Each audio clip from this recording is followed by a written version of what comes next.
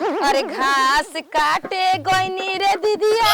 घर के पिछुआ रे पर धनवा के रहर में तो उहे मुखिया के रहर में चोरवा टांग ले गइल हमके उ त गावे के नहर में अब न जाई रहर में। बताओ अब काले घास देख के गोइनी इतना बढ़िया सुघर बढ़ रहे ऐ सब अतिया आया के मोय भतर काटी आके मोय हमर घसिया काट दी आ सही जिंदगी बीत जाई देख के जरते रहते छिनार एही से त काले कहां पहुंच गइलू आए जब देखा तब देख के जरते रहतलू छिनार सब कहीं का जब रानी देख लेली हमरा सामने से पहिले हमार और बात न हमसे होई सुनो ए हमर जीजा देले बारो तू जवन मोबाइल अकेले जाए। अरे सच को कैसे रगनवा आगे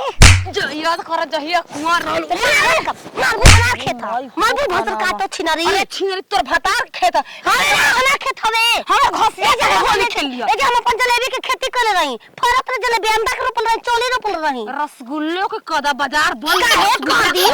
काहे कदी तार खाए खत्तो है महंगा बड़े से ना रोपाई जमीनिया में बिया को महंगा बा घसिया काहे खाती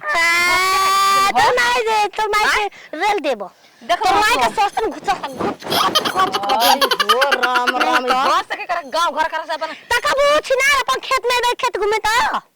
तू खेत घुमा तरी के बार घास जियान कर रे हरामजादी कुत्ती कहीं के तार माई के लथ तार माई के लथवा हो पशु दिनवा के ना हटे गेहुआ में फटा पड़ा हमरा के सब अब तो गोल सर तो होल सर पूरा होली आवे दे ए कारे चोथनी देखत लखु ना चोथनी हजारे हट तोरा चोथन नजर आवता घास बारे का खेल बन तो एकरा में तो घास हमार घर के दे जतना छिट में घास कर दे दे गोरी चल गड़ अब बात न हमसे होई सुनो ए हमार जीजा देले बा फूल पर करे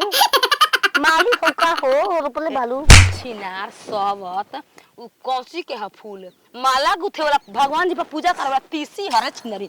अरे नाया भइल सरसो पूरा गइल ती के घरी गड़ के बा हर छिनरी घर के लोग दांत खींच देवे का ढेला देखल है बा बड़ ढेला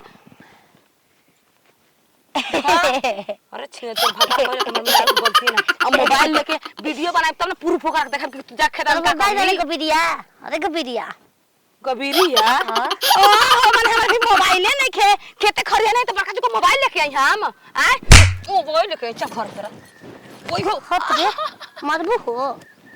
मारो पे जे बिया दे बुआ पे तू जाई तेरा घर है चल तू चल कहां चल भी चल घर तोरा को हम घर हम ना जब अच्छा ना हो गया रही अबे हगे तू तो हगो तू जगर हगवा से लग बैठ के हम जब याद पर तो हगब हगवा से याद पर के हगवा तुमको जोर लगल तो तुम हग देवे ना। अरे घास काटे गोनी रे दीदिया घर के पिछुआ रे पर धनवा के रहर में आई मुखिया के रहर में चोरवा टांग ले गोई मुखिया के चल जल्दी हमार देख तो लागल तकबो छिनारा रे वाली तोर माई के आई ना हम छोड़ देनी मोबाइल तेरा सार दिए ढेला खेलिया दे याद खोल दे सोनिया है मैं तकिया बिछावने हाय चोली के खोली ई तू बनावा रे यार हो बनावा रखे ना मारदा कहां भेटाई है अयो दादा यो हम मोबाइल ना बिरेगी अरे लगा अरे लगा फोरा तब भाउदी क्या एकर भतार कहां भेटाई तने बताइए तो बसवा पैसा के खूब माहिर बिया भैया ई हरामजादिया ए ताती पैसा के चुप छिनरी पैसा मोबाइल में निकाल ताती लागली का भाउदी बढ़िया है हाय नते बढ़िया है मैंने कहा कपार फोड़ हम बाबा के 6 गो टंका चलेला तू बढ़िया बारी की खतरनाक बाली खतरनाक होई रे दादी वो कहे के लूर लेके तारा डाले तो रे बटका होई चलो ठीक है ले डेरा ताते करा मत चलो ऐसे का भतार कहां भैया डांस करो बले हुआ पंप मारे रे